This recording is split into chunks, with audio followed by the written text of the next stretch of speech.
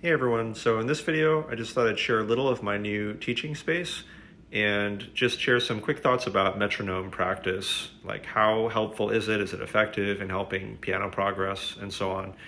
So yeah, this is technically an old teaching space in the sense of like when I first started my private studio, I started teaching out of our home, and then eventually we got a little studio just down the hall from here, as I might have mentioned in the previous video.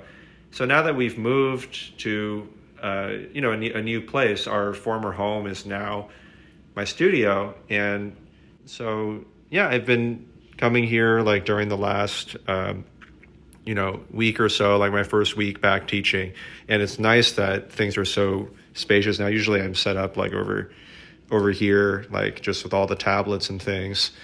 And then we've got these keyboards here, of course, couch, obviously the grand pianos, baby grand pianos here. I actually just got another one of these keyboards that I think we're just going to put right over here now that there's a lot more space.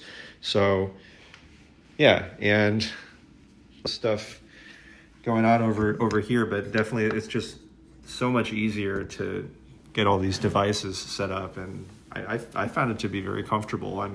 I'm hoping that as students come in, they'll enjoy the space as well.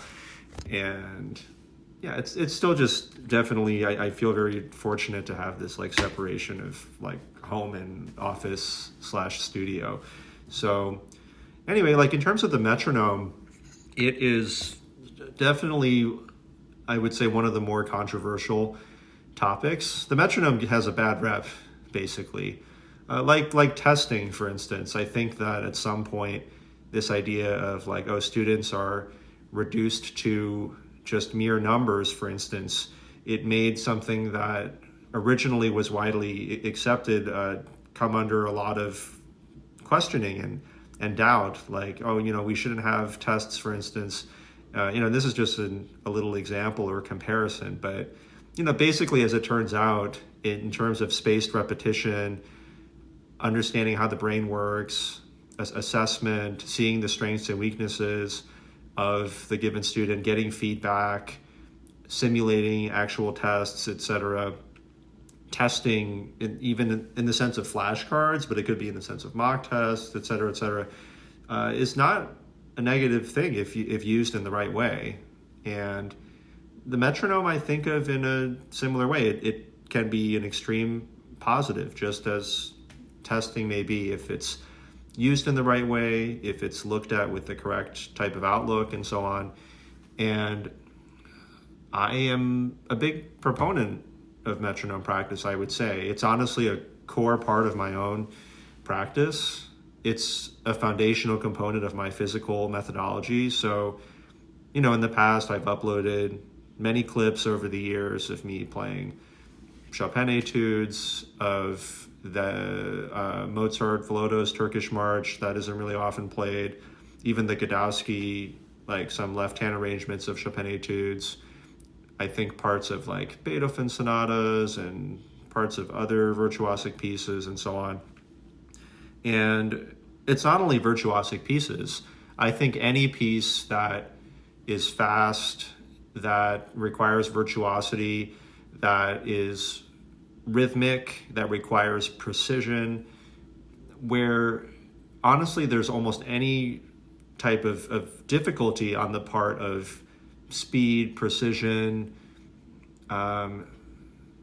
exactness. I guess it's the same as precision. I mean, any kind of combination of these factors, or anything that might make it difficult, confusing to control, like not only rhythmically but even tonally. Like it's hard to control the dynamics, it's hard to control also the articulation, just a slew of different reasons. Like it really should be practiced with the metronome.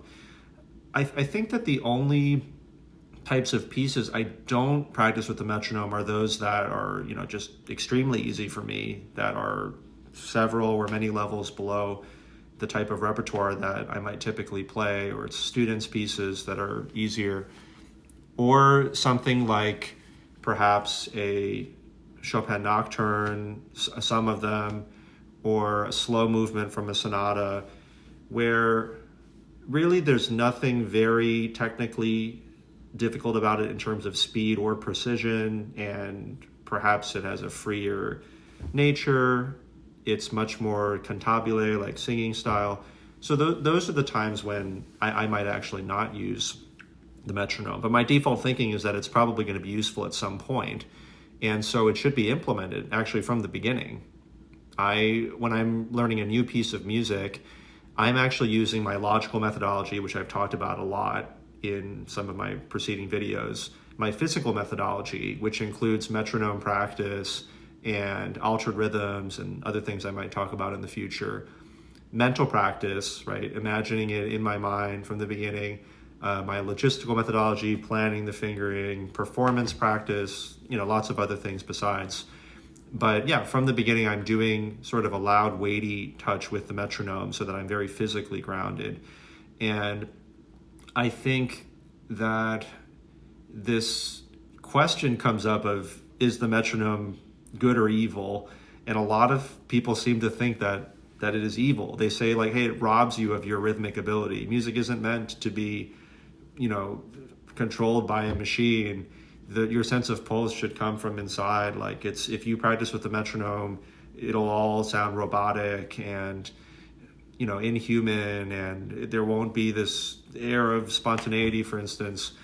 But thankfully, I personally have never had a teacher say that my playing was just boring or robotic or flat. Certainly other things have been said when I was a student trying to improve, but I never had somebody say that because of metronome practice that my playing sounded too square or something like that.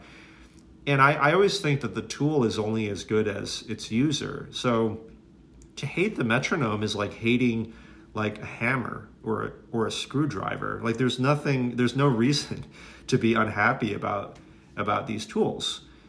The metronome essentially just keeps a constant pulse, right? You're just as if you were to snap along with the student, except it can keep time much better than any human ever could. And it can keep time at very specific frequencies in the sense of how often the click is, right? So when we say something is like 60 BPM, 60 beats per minute, it's going to click 60 times within a minute, which means 1 time per second. And it can also be set at like 50 and 40 and 70 and 100. And, humans can approximate. I'm sure that some drummers, for instance, are probably especially good at approximating, but it still won't be as perfect as a machine, of course. And it'll just infallibly snap in effect at exactly, the time that you set it at. So obviously it's very, very good for incrementing speed little by little.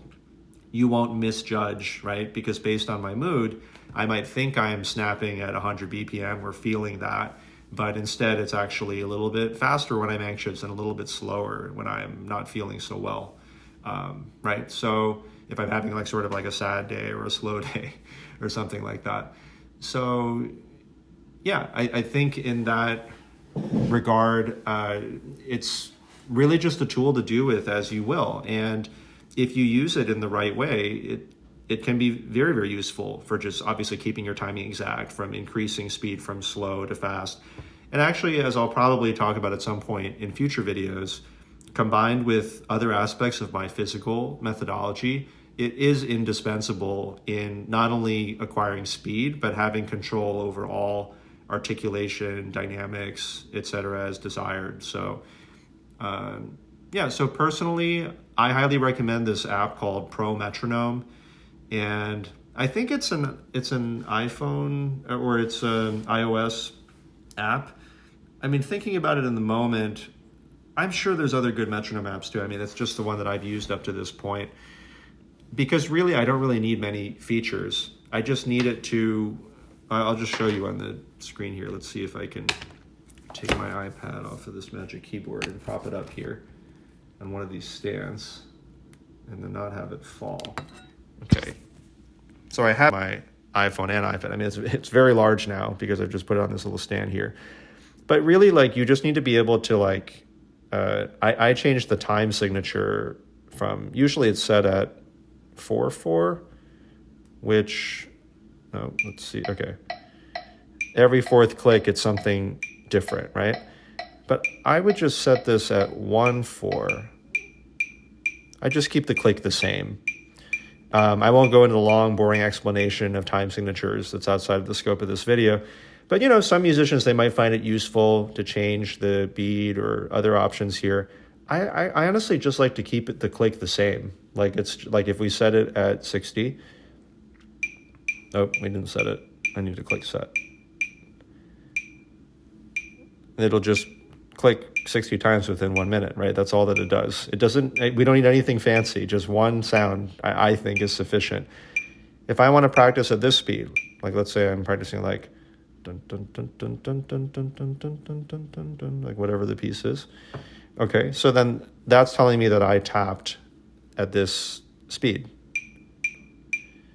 Dun dun dun dun dun dun dun dun dun, right? So that would be the tap function. And that's really all the functionality that I personally use. I use the tap function so that it can detect the speed that I'm tapping at. I set the time signature to 1/4, and I can enter the tempo by just clicking here and then typing it in and pressing set. Or I can do it by like spinning this wheel, which usually would make a sound if I didn't have other sound effects muted, or I can increment it like this, or I can tap the function here. And basically, my core strategy is a lot around metronome cycling, which at a high level, I'll just say it basically equates to me starting at a speed that's very slow and easy for me. So for instance, it might be like 60 or something. It's clicking. I play the piece along at that speed.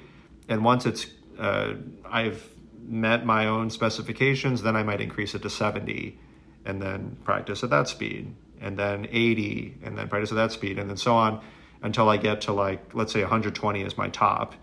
And then actually what I'll do is I'll cycle all the way back down to 60 again. Like I'll start all over the next day and do like 60, 70, 80, 90, 100, 110, 120, and then I'll go back down to 60 again. There is a lot more that goes into it, but that's the high level view.